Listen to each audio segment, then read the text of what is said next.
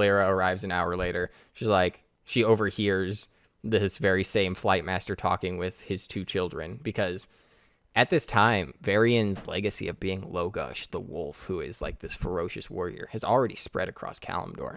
And they're like, we heard that Brawl and this champion gladiator is here. Like, are they still here? Can we go see them? And he's like, no, they already flew off to Theramore. So Valeera, hearing about this, is like, all right, got my spot. Flies to the Duskwallow Marsh after them. And they fly all night. And just as he's pulling up this crossbow to shoot either their mount or Varian himself, Valeera appears from behind him and throws one of her daggers that catches him in the back. He goes to turn around and shoot at her, and she's like, oh yeah, bet. And she literally dives off of her wyvern and grabs him off of his griffin, and they both plummet down into Duskwallow Marsh. I really don't know what her play was, because unless they got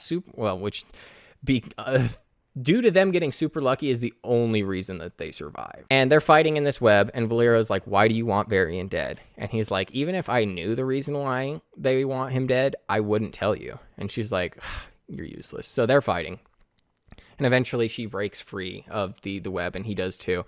And she kind of stumbles into the mucky waters, and just as he is going to swing on her, she kind of parries his blade, and she's like, well, if you had at least been helpful, I might have warned you about what was coming. He's like, what? And then he turns around and he is munched to death by one of these giant spiders.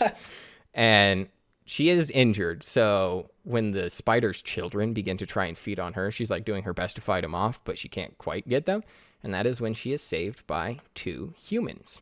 And these humans are like, come on, get on our little boat. I can understand that you have a greater purpose in this world than just leaving you here to die. And that is where she kind of sees these 2 people, and her being a blood elf kind of understands people's arcane ability just kind of by innate sense. And she realizes that one of these humans is actually just overflowing with magical energy.